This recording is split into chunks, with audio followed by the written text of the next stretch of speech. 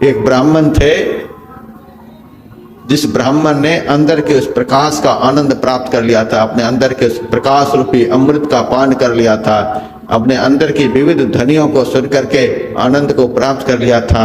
उस आनंद प्राप्त किए हुए ब्राह्मण देवता ने सुख के समुद्र में अपने को डाल लिया था, और उस अवस्था में न उनको स्नान करने का स्मरण रहता है, न खाने का कभी स्मरण रहता है, न पानी पीने का स्मरण रहता है। खाना पीना, सोना, जागना, किसी से बोलचाल करना सब बंद, केवल आंखें बंद हैं और उस आनंद में पड़े हुए हैं। नहाने धोने वगैरह का कुछ भी उनको कुछ ख्याल ही नहीं रह गया है। कभी तखत पर लेटे हुए उस आनंद में रहते हैं, कभी बैठे हुए उस आनंद में रहते हैं, कभी खड़े खड़े उस आनंद में रहते हैं। आँख न मूंदऊं, कान न रूंधऊं, तनिक कष्ट नहीं धारों, खुले नैन पहचानो, हंसी हंसी सुंदर रूप निहारो। ऐसा वह आनंद है कि आँख खुली हुई है तो भी उसी आनंद में रहते हैं, कान खुला हुआ है तो भी उसी आनंद में है, किसी से बातचीत कर रहे हैं तो भी उसी आनंद में है, भोजन करते हुए उसी आनंद में है। शरीर के द्वारा कोई भी व्यवहार होता रहता है, लेकिन उस आनंद का स्रोत कभी समाप्त नहीं होता है। ऐसा वह आनंद है, क्योंकि ब्रह्म से वह आनंद प्रस्फुटित है। ब्रह्म शाश्वत तत्व है, शाश्वत तत्व ब्रह्म से प्रस्फुटित जो ध्वनि है, प्रकाश है, वह शाश्वत है, और उससे जो आनंद प्राप्त होता है वह आनंद भी शाश्वत है। इसीलिए आँख खुली है, बंद है, बातचीत हो रही है, चल फिर रहे हैं, शरीर से सारा व्यवहार हो रहा है, तो भी उस आनंद में कोई अभाव नहीं होता है, एक समान आनंद। और वह ब्राह्मण चारपाई पर कभी बैठे रहते हैं, लेटे रहते हैं, आंखें बंद हैं, मस्त हैं। पास पड़ोस के ब्राह्मण लोग उनकी पत्नी से शिकायत की, ये कौन ब्राह्मण है, न संध्या करते, न गायत्री जपते, न तीर्थ धाम में जाते, न नहाते धोते, कुछ भी नहीं, मलक्ष्य की तरह चारपाई पर पड़े रहते हैं। अरे पगली, समझाती नहीं हो, ब्राह्मण होते हुए भी शूद्रत्व को प्राप्त हो गया है, कोई नियम धर्म उसका नहीं रह गया, कभी कभी समझाया तो करो। बहुत बार इस तरह की बातें सुनते सुनते एक दिन उनसे रहा नहीं गया, तब वह देवी कहती है अपने पति से, पतिदेव, समाज के ब्राह्मण लोग आपकी बड़ी निंदा करते, बड़ी आलोचना करते हैं, आप आंख बंद किए बैठे रहते हो, आंख बंद करके लेटे हुए रहते हो, न समय पर स्नान करते, ब्राह्मण होकर न संध्या करते, न बंधन करते, न कोई पूजा पाठ करते, कुछ भी धर्म कर्म आपका नहीं रह गया। क्या इस तरह के जीवन में आप जी रहे हो, यह कोई जीवन है? पत्नी की इस प्रकार की बातों को सुन करके ब्राह्मण देवता कहते हैं, देवी एक बात बताओ, किसी के घर में कोई मर जाता है तो मरने पर उस घर के लोग संध्या करते हैं, कोई पूजा पाठ करते हैं? जब तक उस दिन कोई करते हैं, उस दिन तो नहीं करते हैं। क्यों नहीं पूजा पाठ करते? पूजा पाठ तो करना चाहिए। किसी के मरने पर उस दिन घर के लोग पूजा पाठ वगैरह सब छोड़ देते हैं, क्यों नहीं करते बताओ तो उस दिन सूतक लग जाता है, मरना शौच हो जाता है, अशौच हो जाता है। उस अपवित्र अवस्था में कोई शुभ कर्म सत्कर्म नहीं करते हैं, अशौच हो जाता है, सूतक लग जाता है। अच्छा, सूतक लग जाता है? कहा हाँ। इसी कारण पूजा पाठ नहीं करते हैं? कहा। सुनो, जिस दिन किसी के घर में किसी बच्चे का जन्म होता है, उस दिन घर में पूजा पाठ होता है? तो उस दिन भी नहीं होता। क्यों? उस दिन जन्मा शौच हो जाता है। जब तक बच्चे की साफ सफाई नहीं हो जाती है तब तक पूजा पाठ नहीं होता है, जन्मा शौच हो जाता है। जन्म लेने पर भी अशौच होता है, मरने पर भी अशौच होता है, दोनों समय में सूतक लग जाता है, घर में पूजा पाठ उस दिन बंद हो जाता है। ब्राह्मण देवता ने कहा, एक सूतक के लग जाने पर पूजा पाठ सब बंद हो गया, हमारे घर में तो दो दो सूतक सदैव लगा ही रहता है, बताओ हम कब संध्या करें, कब पूजा पाठ करें, बताओ। पत्नी कहती, आप कमाल करते हो, आपके घर में न किसी का जन्म हुआ, न किसी की मृत्यु हुई, और कहते 2-2 सूतक बराबर लगा ही रहता है। किसका जन्म हुआ, किसकी मृत्यु हुई? क्या बोलते हो आप, पागल तो नहीं हो गए? ब्राह्मण देवता ने कहा, सुनो देवी, जिस ध्यान की अवस्था में हम रहते हैं, जिस अवस्था में हमें आत्म प्रकाश का दर्शन होता है, अंतर्ध्वनि का श्रवण होता है, उस अवस्था में पहुंच जाने के बाद, उस अवस्था को प्राप्त कर लेने के बाद, वे प्राप्त किए हुए महापुरुष अज्ञानता की अवस्था से ऊपर उठ जाते हैं। उनके अंदर की आसक्ति खत्म हो जाती है। उस आत्म प्रकाश का दर्शन करने वाले का मोह दूर हो जाता है। मृता मोहमयी माता, उस आत्म प्रकाश के दर्शन से मोह रूपी माता मर गई, अज्ञानता खत्म हो गई, अज्ञान नष्ट हो गया, मोह खत्म हो गया, आसक्ति खत्म हो गई, किसी में आकर्षण नहीं रह गया।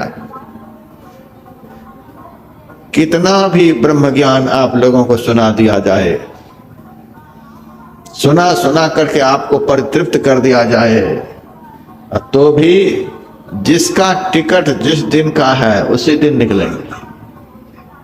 यह नहीं कि इतना सुंदर सत्संग कार्यक्रम चल रहा है, ध्यान चल रहा है, खाने पीने की भी अच्छी व्यवस्था है, रहने वगैरह की भी जहाँ तक हो सकता है बढ़िया व्यवस्था है, सब कुछ बढ़िया ही बढ़िया है।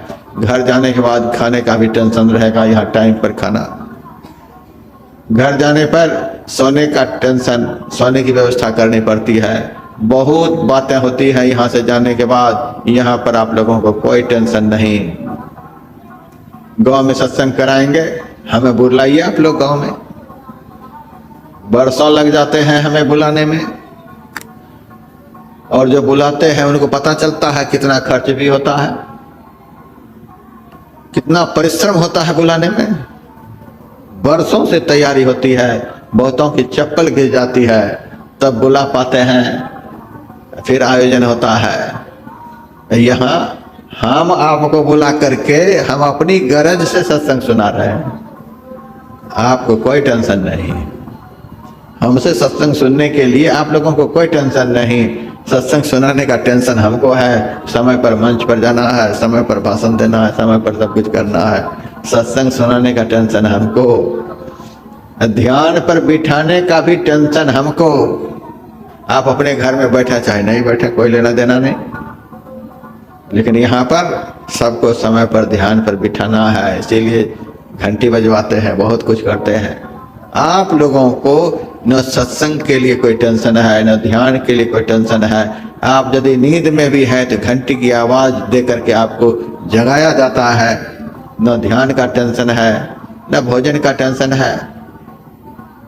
बहुत लोग तो बाएं दाएं भी हो जाते हैं कि प्रसाद तो घटने वाला वहां का है नहीं, 2 बजे भी जाएंगे तो मिल ही जाएगा, रिपीट भी कर देंगे, रिचार्ज भी करा लेंगे तो कोई बात नहीं।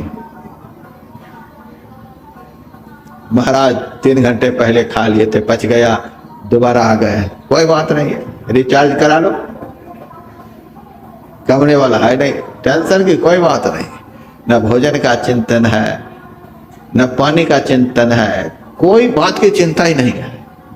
यहां से जाने के बाद चिंता ही चिंता है, तो भी एक दिन भी कोई टिकट को आगे बढ़ाने वाले नहीं। इतना घर का आकर्षण है, सबको पता है वहां जाने के बाद क्या होना है। यहां से जाते समय मेरे सामने से रो रो करके लोग जाते हैं, बाबा वैकुंठ से अब जा रहे हैं, स्वर्ग का सुख छोड़ करके जा रहे हैं, महाराज अब आनंद से जा रहे हैं। जाते वक्त रोते हुए जाते हैं। हम कहते हैं रो क्यों रहे हो, रहो यहीं पर, अब क्या करेंगे बाबा, जाना ही पड़ेगा। हम कहते हैं रहो, तब कहते हैं जाना ही पड़ेगा। यहां से जाने के वक्त रोते हैं, दिल कहता है कि अब चले यहाँ से, वैकुंठ से चले, स्वर्ग सुख को छोड़ करके चले। अब तो दुर्गति की तरफ जा रहे हैं। बहू क्या बोलेगी, बेटा क्या बोलेगा, बड़े भाई क्या बोलेंगे, बाप क्या बोलेंगे, बेटे क्या बोलेंगे। वहां जाने के बाद क्या से क्या होगा कि 15 दिन क्या क्या करके आए हैं, ये घर का धंधा खत्म हो गया, खेती खत्म हो गई, ये हो गया, 17 बात सुनने को होगा, बहुत बातें हैं, तो भी यहां से गए बगैर रहेंगे नहीं, जाएंगे। क्यों जाएंगे? मोह है। मोह क्यों है? कि आत्म प्रकाश का दर्शन नहीं है। इस आत्मा ने अपने अंदर के प्रकाश का दर्शन नहीं किया। इस संसार के दर्शन के चक्कर में असली आत्म प्रकाश के दर्शन से यह आत्मा वंचित है। इसीलिए मोह है। अंधकार में मोह बढ़ता है, प्रकाश में ज्ञान बढ़ता है। अंधकार के दर्शन से ज्ञान घटता है, प्रकाश के दर्शन से ज्ञान बढ़ता है। अंधकार के दर्शन से दुख बढ़ता है, प्रकाश के दर्शन से सुख बढ़ता है। ब्राह्मण देवता कहते मृता मोहमयी माता, हमारी मोहमयी माता मर गई, आसक्ति खत्म हो गई, कोई किसी भी आसक्ति नहीं। स्वामी राम तीर्थ बहुत बड़े संत हुए, जहां तहां से भ्रमण करते हुए हरिद्वार आए। हरिद्वार में सप्तऋषि आश्रम के पास एक कुटिया में बैठ करके ध्यान करने लगे। स्वामी राम तीर्थ की पत्नी भी थी, वह शरीर में थी, उनके 2 बच्चे भी थे। अपनी माँ तो मर गई थी, सौतेली माँ थी। जब पत्नी को, सौतेली माँ को पता चला कि मेरा राम इधर उधर से भटकता हुआ हरिद्वार पहुंच गया है, हरिद्वार में रह रहा है, तो उनसे मिलने के लिए लाहौर से चली। पत्नी भी है, सौतेली माँ है, बच्चे हैं, सबको लेकर के सौतेली माँ हरिद्वार आई। जिस कमरे में स्वामी राम तीर्थ निवास कर रहे थे, उस कमरे के द्वार पर माँ पहुंच गई। उस वक्त स्वामी राम तीर्थ की सेवा में एक सेवक के रूप में आया हुआ था जापान से सरदार पूरन सिंह, सेवा में लगे हुए थे। सौतेली माँ किसी के द्वारा सूचना भेजी, हम राम से मिलने के लिए आए हैं। तो सबसे पहले सूचना मिली सरदार पूरन सिंह को। पूरन सिंह स्वामी राम की सौतेली माँ से मिलने के लिए गए, बाहर में खड़ी थी, माँ का दर्शन किया, उनकी पत्नी से भी मिले, बच्चे से भी मिले। सौतेली माँ कहती है कि मुझे कृपा करके एक बार मेरे राम से मिलाओ। पूरन सिंह स्वामी राम तीर्थ के पास आए और आकर कहते हैं आपकी सौतेली माँ लाहौर से चल करके आई है, साथ में आपकी पत्नी भी है, बच्चे भी हैं, आपसे मिलने के लिए बड़े आतुर हैं, आकुल व्याकुल हो रहे हैं। यदि आपकी आज्ञा हो तो मैं सबको बुला करके आपके पास ले आऊं। स्वामी राम तीर्थ ने कहा तुम्हारे पास कुछ पैसे हैं? कहा पैसे तो हैं। कहा तुम सबको लेकर के हरिद्वार स्टेशन पर जाओ और टिकट कटाकर लाहौर की ट्रेन में सबको बिठा दो, हम नहीं मिलेंगे उनसे। सरदार पूरन सिंह को इतनी चोट लगी, इतना दुख हुआ, कहाँ लाहौर से चल करके माँ आई है, पत्नी आई है, छोटे छोटे बच्चे हैं, इनसे मिलने के लिए फफक फफक करके रो रहे हैं, आकुल व्याकुल हो रहे हैं, और ये ऐसे पत्थर हृदय के महात्मा कहते हम नहीं मिलेंगे, जाकर ट्रेन में बिठा दो। हम ऐसे साधु की सेवा में नहीं रहेंगे। इस साधु नाम की कोई बात ही नहीं, ऐसे पत्थर दिल वाले। हाथ जोड़ लिए और कहते मैं जा रहा हूं आपकी सेवा से। क्यों? हम तो आपको महात्मा समझ रखे थे, आप महात्मा तो है नहीं, आप तो बिल्कुल पत्थर हैं। हम पत्थर हैं और क्या? कहां से लाहौर से चलकर आपकी माँ, जिन्होंने इतना लालन पालन बचपन में आपका किया था, आपकी ऐसी अर्धांगिनी महा दुख की घड़ी में भी आपको निभाती रही, आपके छोटे छोटे बच्चे आपसे मिलने के लिए आकुल व्याकुल हो रहे हैं और आप ऐसे पत्थर दिल वाले उनसे मिलने तक को राजी नहीं है। ऐसे महात्मा सामने मिलते न रहते। मैं जा रहा हूं। स्वामी राम तीर्थ ने कहा, इतने उतावले काहे के लिए हो रहे हो, जा बुला करके ले आओ, ले आओ। बुला करके ले आए। कमरे में आए। संत तो बड़े व्यवहार कुशल होते हैं। जब आ गए कमरे में तो अपने आसन पर से उठे और अपनी सौतेली माँ को प्रणाम किए। प्रणाम करके बिठाए। उसके बाद माँ से हाल समाचार पूछे। पत्नी से तो कुछ समाचार भी नहीं पूछे। उस वक्त स्वामी राम का बड़ा बेटा कहता है, पिताजी मैं आपको एक भजन सुनाना चाहता हूँ, आप हमसे भजन सुनेंगे? अच्छा तुम्हें भजन याद है? कहा सुनाओ। भजन सुना दिया। इतनी बात हुई।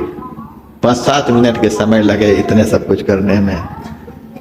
पूरन सिंह को कहते हैं, अब तो सबसे मिल लिए हैं, किराए के पैसे सबसे मिल लिए, इतना ही तो तुम चाहता था, अब सबको लेकर के जाओ, ट्रेन में बिठा दो।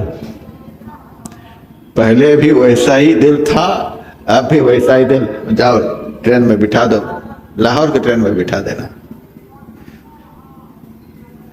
रोते बिलखते हुए सरदार पूरन अब तो बुला लिए हैं, अब तो उनके मन के योग्य हो गया। ये सब देखते ही रह गए कि नाश्ता पानी के लिए भी पूछा नहीं, आगे कोई बात नहीं। रोते बिलखते हुए माँ, पत्नी, बच्चे वहां से निकल गए। स्वामी राम तीर्थ आंख बंद कर लिए। आंख बंद करके ध्यान करने लगे। सब चले गए, बिठा करके आ गए। पूरन सिंह जब वापस आ गए तब पूरन सिंह से स्वामी राम तीर्थ ने कहा, उस वक्त तो तू मुझे छोड़ करके जा रहा था, अब पूरन मैं तुमको छोड़ करके जा रहा हूं। अब मैं जा रहा हूं। अब तो पूरन चरण में लिपट गए। आप मुझे छोड़ करके चले जाएगा? हाँ, जो हमारे धर्म की रक्षा नहीं कर सके, जो शिष्य स्वामी के धर्म की रक्षा नहीं कर सके, ऐसे शिष्य के साथ में स्वामी को कभी भी नहीं रहना चाहिए। अरे पूरन, यह सन्यास जीवन कितना कठोर होता है तुम जानते हो? यह लाल कपड़ा जो है, यह लाल कपड़ा जो है, बौद्ध धर्म में इस कपड़ा को कासाय वस्त्र कहते हैं। कासाय वस्त्र से तात्पर्य यह कसाई का कपड़ा है। कसाई किसको कहते हैं? जो बड़े निर्दयता पूर्वक पशु का वध करते हैं, जिनको पशुओं में कोई दया नहीं। सदगृहस्थ लोग पशु को पालते हैं, खिलाते पिलाते पालते हैं, आखिर वे बेचते भी हैं, कसाई के हाथ में ही बेचते हैं। लेकिन जब पशु उनके दरवाजे पर से जाने लगता है तो हृदय बड़ा दुखी होता है। बेचने वाला बड़ा दुखी दिल से, पैसा तो मिला है लेकिन बड़ा दुखी होकर के वह पशु अपने मालिक की तरफ देख देख करके बोलता है, इसीलिए पालन पोषण किया था, कितना प्यार मैंने आपसे किया, अपना समझ करके आपके यहाँ कूदता था, नाचता था, खेलता था, आज हमको बेच दिए। उस पशु की दशा को देख करके बेचने वाले का भी दिल दुखी होता है। ये दोनों तो आपस में दुखी होते हैं, लेकिन कसाई को कोई दुख नहीं है, घसीटता हुआ चला जाता है और टुकड़ा करते समय उनको कोई दर्द नहीं। कसाई भी जब तक काट नहीं देता है तब तक खिलाता पिलाता है, लेकिन उनको खिलाने पिलाने में कोई दया भाव नहीं, कोई दया नाम की चीज नहीं। सारा व्यवहार उस पशु के साथ होता है, लेकिन उसको टुकड़ा करने में बिल्कुल दया नहीं। उसी तरह से साधु संत महात्मा जो होते हैं, संसार के लोगों से व्यवहार निभाते हैं। कोई आ गए तो भोजन किए, भोजन तो नहीं किया, अच्छा भोजन कराओ इनको, सोने के लिए जगह मिली तो जगह भी नहीं मिली, अच्छा जगह इनको दो। संसार के लोगों से बाहर से सारे व्यवहार करते हैं, लेकिन संसार के लोग जब कहते हैं महाराज अब जा रहे हैं तो टिकट है, रास्ते का किराया है, किराया नहीं है, जेब से निकाल कर हाथ में देते जाओ। ये नहीं कि इतना प्रेम प्यार तुमको दिया, अब तुम में हम बंध गए, सो बात नहीं। व्यवहार सबके साथ बढ़िया से निभाते हैं और आसक्ति एकमात्र परमात्मा में रखते हैं। यही है कासाय वस्त्र। संसार के प्रति कोई आकर्षण नहीं। जैसे कसाईयों को पशुओं में कोई आसक्ति नहीं होती, उसी तरह से सच्चा साधु जो होता है, सच्चा सन्यासी जो होता है, उनका संसार में कोई आकर्षण नहीं, कोई आसक्ति नहीं। ये साधु की व्याख्या है, जिनका संसार में, संसार के प्राणियों में, पदार्थों में लेस मात्र भी आसक्ति नहीं, वही सच्चा साधु। पहले के ब्रह्मचारी जब अपने आचार्य से संन्यास लेने के लिए जाते थे तो आचार्य उनसे संकल्प कराते थे कि सुनो, यदि तुम कासाय वस्त्र धारण करने के लिए मेरे पास आए हो तो 50 कोस पूरब, 50 कोस पश्चिम, 50 कोस उत्तर, 50 कोस दक्षिण अपने घर से दूर रहोगे। कम से कम अपने घर से 50 कोस दूर। अब मानेंगे? अब मानेंगे कोई? लाल पहन करके घर में रह रहे हैं। छोटा छोटा बच्चा कंधे पर बैठ करके खेलता है, सन्यासी के कंधे पर बच्चा खेल रहा है। पत्नी भी है घर में, पूरे परिवार से कनेक्शन जुड़ा हुआ है। हेलो हेलो, ओम नमः शिवाय, पूरा कनेक्शन जुड़ा हुआ है। 90% सन्यासी की ये दुर्गति है, पूरे परिवार से कनेक्टेड है, कनेक्शन जुड़ा हुआ है। केवल कपड़ा लाल है, लेकिन भीतर से साधुता के नाम पर कंगाल है। एक तरफ लाल, दूसरी तरफ कंगाल। समाज सब देख रहे हैं। हमारे गुरुदेव के प्रवचन में आया है, प्रवचन कर्ता के प्रवचन की परख संसार के लोग करते हैं, सत्संगी करते हैं। बोलते भले नहीं है हमारे सत्संगी, यद्यपि बोलना चाहिए। सत्संगी के नहीं बोलने के कारण ही इतना उपद्रव हो रहा है। एकांत में बोलते हैं, परोक्ष में बोलते हैं, जिस बोलने को निंदा कहते हैं, चुगली कहते हैं। बोलना तो चाहिए सामने में। गुरुदेव कहते हैं प्रवचन कर्ता के प्रवचन की परख सत्संगी लोग करते हैं। वे सब देख रहे हैं, सारा खेल वो देख रहे हैं। ये हाल है, सब देख रहे हैं किस स्थिति में है। जब घर में थे तो रहने के लिए एक कमरा नहीं था। आज उस सन्यासी के घर को जाकर के देखते हैं, 3-3 मंजिल के मकान है, 20-20 एकड़ जमीन है, राजसी ठाट बाट में रहते हैं। एक साल है गाड़ी को होती है, वो गाड़ियां कभी अपने भाई को दे देते हैं, कभी अपने भतीजे को दे देते हैं, कभी किसी को, कभी किसी को। व्यासानंद साधु बना है, साधु जीवन में है। साल में 6 महीने तो आउट ऑफ स्टेशन, थोड़े समय के लिए मैदान में उतरते हैं। बिना मांगे ही कितने आश्रम का निर्माण हुआ, कितने कितने कार्यक्रम होते हैं। लोग कहते हैं महाराज आप काहे के लिए मांगेंगे, आपके पास तो पैसे की वर्षा होती है, पैसे की वर्षा होती है। तो हम कहते तू काहे छाता लगा करके बैठा हुआ है?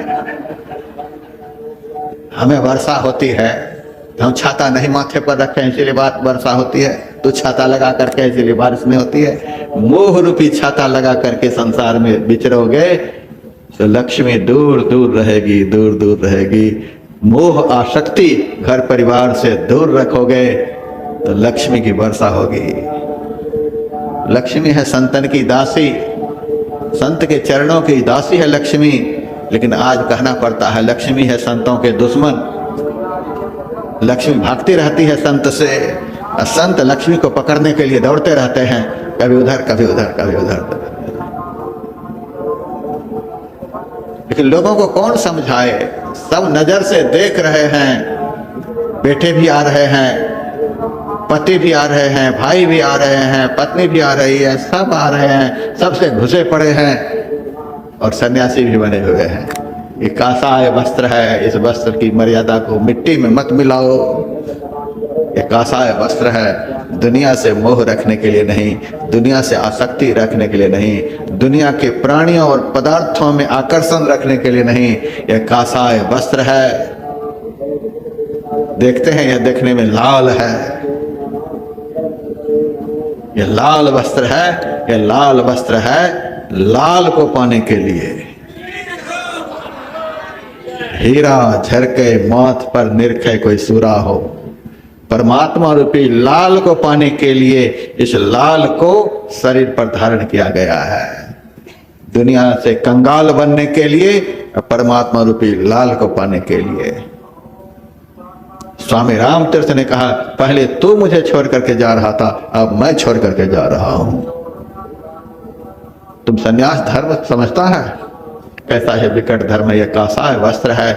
इस भेष को धारण करके यदि संसार में आसक्ति हो गई तो इस भेष की मर्यादा मिट्टी में मिल गई। इस भेष की मर्यादा को रखनी पड़ती है। समाज को देखना पड़ता है और समाज को भी देखना होता है इस भेष में क्या सब हो रहा है। मैंने सुनाया था आप लोगों को, एक दिन मैं बेंगलुरु से दिल्ली के लिए आ रहा था, फ्लाइट में बैठा हुआ था। हमारी सीट के बगल में एक माँ बेटी की सीट थी। मेरे मन में हुआ किसका मुंह देख करके चला कि मेरे बगल में ये आफत आ गई। साधु के बगल में। आजकल तो बहुत संप्रदाय चले हुए हैं जिनका श्रृंगार है, बहुत संप्रदायों का श्रृंगार है नारियों का संग। उदाहरण देते हैं, वशिष्ठ जी रखते थे, अत्रि मुनि रखते थे, जमदग्नि मुनि रखते थे, वो भी जमदग्नि हो गया है, वशिष्ठ हो गया है। कर्म क्या है? और उदाहरण देते हैं वशिष्ठ, जमदग्नि, गौतम का। आचरण देखते ही बनता है। श्रृंगार बन गया है नारी का संसर्ग। सन्यासियों के लिए कलयुग में श्रृंगार बन गया है। जो जितना श्रृंगार में रहते हैं वे आज के समय में उतने ही बड़े सन्यासी माने जाते हैं। आप जाएं मेला में घूम करके देखें इस श्रृंगार को। जिनके पास जितना श्रृंगार, उनका उतना ही बड़ा साम्राज्य है, उतना ही बड़ा साम्राज्य। बड़े बड़े लीडर जब हवाई जहाज से कुंभ में उतरते हैं तो उसी श्रृंगार वाले के दर्शन के लिए जाते हैं। व्यासानंद को पूछने वाला कौन है? यहाँ तो अपने घास अपने हाथ से काटते हैं। गुरु महाराज की दया से गाड़ी चलती है। श्रृंगार बन गया है। हमारे मन में हुआ, हाँ, साधु के संग में, साधु के बगल में, यद्यपि शुद्धम लोक विरुद्धम नाचरणीयम नाचरणीयम, यद्यपि शुद्ध बुद्ध है तो भी लोक विरुद्धम, सन्यासी के बगल में नारी का निवास सन्यास धर्म के बिल्कुल विरुद्ध है। अब क्या करें? फ्लाइट में बैठे हैं, वे अपने पैसे से टिकट कटा कर बैठिए, हम मना भी नहीं करते, जाओ उठो यहां से। तो हम सोच रहे हैं, हे गुरु महाराज, कहीं फ्लाइट में कोई सीट खाली हो तो मैं उठ करके वहां चला जाऊं। मैं मन ही मन यह सोच रहा था। और वो माई वह भी मन ही मन सोच रही थी, कहीं सीट खाली मिले तो मैं उठ करके चली जाऊं। वो अपने ताक में है।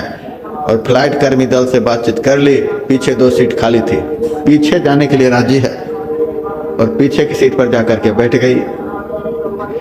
एक तरफ तो हमारे दिल में खुशी भी हुई,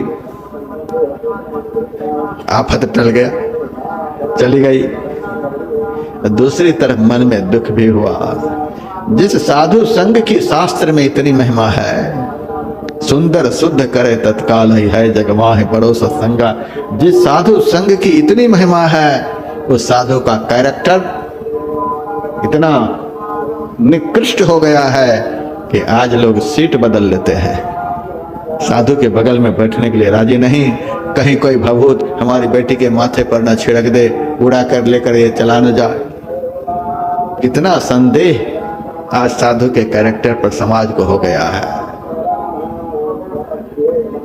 कैसी वृत्ति हो गई है, कैसा जीवन हो गया।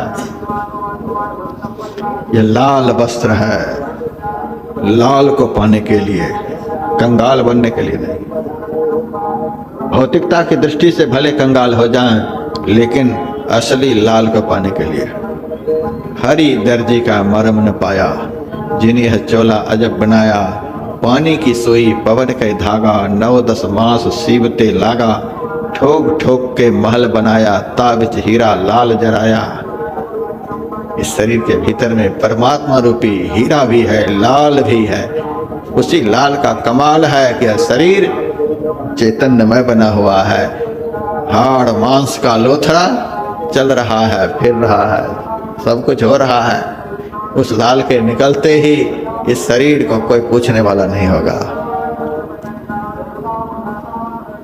सच्चा साधु जो होता है बड़ा विकट होता है।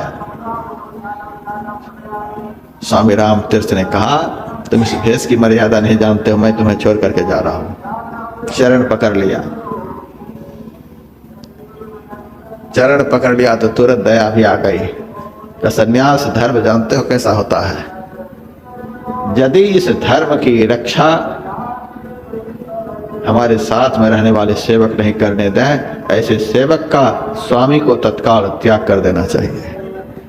लेकिन सेवक में भी आसक्ति है, कुछ भी सेवक करे, सेवक के कारण हमें जेल का भी मुंह देखना पड़े, कोई भी बात नहीं, तो भी कोई बात नहीं। सेवक के हाथ की रोटी में इतनी आसक्ति, सेवक से चरण दबाने में इतनी आसक्ति, सेवक के दिए हुए पानी में इतनी आसक्ति कि हमारे धर्म को भले हुए नष्ट कर दे, लेकिन उनसे पानी मिलता रहे, उनसे रोटी मिलती रहे, उनसे सब कुछ मिलता रहे। सच्चा सन्यासी कैसा होता है? स्वामी राम तीर्थ ने कहा कि मैं तुम्हारा त्याग किया,